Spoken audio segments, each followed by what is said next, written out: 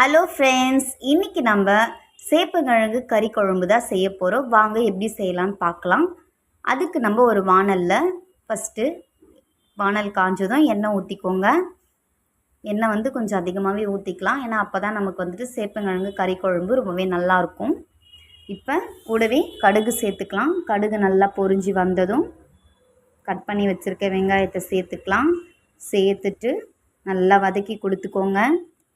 நமக்கு எப்பவுமே வெங்காயம் நல்லா கலர் மாறணும். அப்போ தான் இந்த குழம்புக்கு ரொம்பவே டேஸ்ட்டாக இருக்கும். ஸோ நல்லா வெங்காயம் கோல்டன் கலர் மாறுற வரைக்கும் நல்லா வதக்கி கொடுத்துக்கோங்க. ஒரு 2-3 நிமிஷம் போல் நல்லா வதக்கிக்கலாம். இப்போ நமக்கு ஓரளவுக்கு கண்ணாடி பதத்துக்கு வருது. இன்னும் நல்லா கலர் மாறணும். இப்போ பாருங்கள், நமக்கு நல்லாவே கலர் மாறிடுச்சு. இப்போ இது கூட நல்ல பழுத்த தக்காளியை நான் கட் பண்ணி வச்சுருக்கேன். ஒரு 3 தக்காளிக்கு பெரிய தக்காளி, அதை சேர்த்துக்கலாம். சேர்த்துட்டு நல்லா வதக்கி கொடுத்துக்கோங்க. இந்த குழம்புக்கு எப்பவுமே ரொம்ப பழுத்த தக்காளி நம்ம சேர்த்தோம் அப்படின்னா குழம்பு ரொம்பவே செம்ம டேஸ்ட்டாக இருக்குங்க. ஸோ அதனால் முடிஞ்ச அளவுக்கு நல்லா பழுத்த தக்காளியாக சேர்த்துக்கோங்க.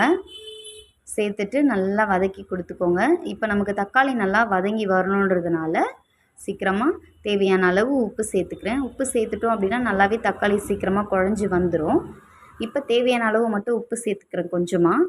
உப்பு நம்ம கம்மியாக சேர்த்துட்டு கிளறி கொடுத்துக்கலாம். அதுக்கப்புறம் கூட நம்ம தண்ணி ஊற்றும் போது பதம் பார்த்துட்டு கூட நம்ம உப்பு சேர்த்துக்கலாம். ஸோ அதனால் கொஞ்சம் கம்மியாகவே உப்பு சேர்த்துக்கோங்க. இப்போது நல்லா வதங்கி வரணும். ஸோ அது வரைக்கும் நல்லா வதக்கிக்கலாம். நல்லா ஒரு தொக்கு கன்சிஸ்டன்சிக்கு தக்காளி நல்லா குழஞ்சி வரணும். ஒரு 2 நிமிஷம் போல் நல்லா வதக்கி கொடுத்துக்கலாம். இப்போ இது கூடவே ஒரு 1/4 டீஸ்பூன் அளவுக்கு நான் மஞ்சத்தூள் சேர்த்துக்கிறேன். சேர்த்துட்டு நல்லா வதக்கி கொடுத்துக்கலாம். மஞ்சத்தூள் சேர்க்குறதுனால நமக்கு குழம்புக்கு ஒரு நல்ல கலர் கிடைக்கும். ரொம்பவே நல்லாயிருக்கும். ஸோ அதனால் மஞ்சத்தூள் வேணுன்றவங்க மஞ்சத்தூள் சேர்த்துக்கலாம், வேணான்றவங்க ஸ்கிப் பண்ணிக்கலாம். பட் ஆனால் இந்த குழம்புக்கு மஞ்சத்தூள் சேர்த்து செய்யுங்க, ரொம்பவே நல்லாயிருக்கும். இப்போ பாருங்கள், நமக்கு நல்லாவே தொக்கு கன்சிஸ்டன்சிக்கு வந்துடுச்சு. ஸோ அடிப்பிடிக்காத அளவுக்கு நல்லா கிளறி கொடுத்துக்கோங்க. இப்போ இது கூட நான் சேப்பங்கிழங்கு குக்கரில் ஒரு 4-5 விசில் விட்டு எடுத்துகிட்ருக்கேன். ஸோ அதை நான் சேர்த்துக்கிறேன். சேப்பங்கிழங்கு எப்போவுமே கட் பண்ணாதீங்க. கட் பண்ணாமல் இந்த மாதிரி குட்டி குட்டியான சேப்பங்கிழங்காக இருந்துச்சு அப்படின்னா முழுசாக சேர்த்துக்கோங்க. பெரிய சேப்பங்கிழங்காக இருந்துச்சு அப்படின்னா நீங்கள் கட் பண்ணிக்கலாம். எனக்கு குட்டி குட்டியாக இருக்கிறதுனால நான் அப்படியே சேர்த்துக்கிறேன், தோல் மட்டும் உரித்து எடுத்துட்டு. இப்போ இது கூட கருவேப்பிலை சேர்த்து நல்லா வதக்கி கொடுத்துக்கோங்க. எடுத்தோடனே தண்ணி ஊற்ற வேணாம்.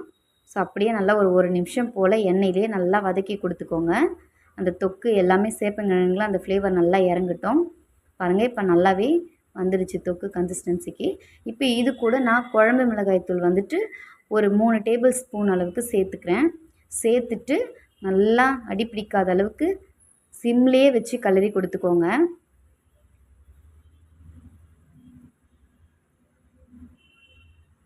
பாருங்கள், நமக்கு நல்லாவே வந்திருக்கு. நல்லா கிளறி கொடுத்துட்டு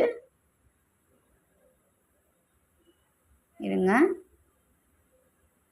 நல்லா அந்த தொக்கு சேப்பங்கிழங்கோட நல்லா ஊறணும். ஸோ அது வரைக்கும் நல்லா வதக்கி கொடுத்துக்கலாம்.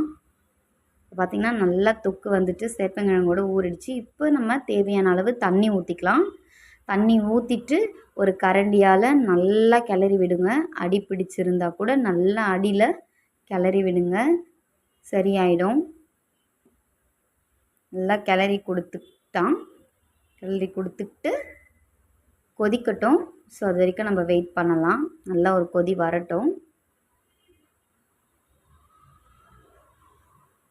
பாருங்கள், இப்போ நமக்கு ஒரு கொதி வந்துடுச்சு. இப்போ நான் புளி தண்ணி கரைச்சி ஃபில்டர் பண்ணி வச்சுருக்கேன். ஸோ அந்த புளி தண்ணியை சேர்த்துக்கலாம். சேர்த்துட்டு நல்லா கரண்டி வச்சு கிளறி கொடுத்துக்கோங்க.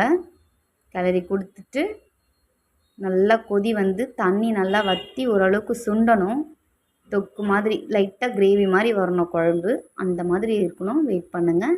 பாருங்கள், இப்போ நமக்கு எண்ணெய் பிரிஞ்சு குழம்பு நல்லாவே ரெடி ஆகிடுச்சு. ரொம்பவே சூப்பராக வந்திருக்கு. இந்த மாதிரி நீங்கள் உங்கள் வீட்டில் நான் எப்படி செஞ்சுருக்கணும் அதே ஸ்டைலில் செஞ்சு பார்த்துட்டு எப்படி இருக்குன்னு மறக்காமல் கமெண்ட் செக்ஷனில் கமெண்ட் பண்ணிவிடுங்க. நம்மளோட ரெசிபிஸ் எல்லாமே உங்களுக்கு பிடிச்சிருந்தா நம்ம சேனலை மறக்காமல் சப்ஸ்கிரைப் பண்ணிக்கோங்க. நெக்ஸ்ட் இன்னொரு ரெசிபியோடு உங்களை மீட் பண்ணுறேன். பாய்.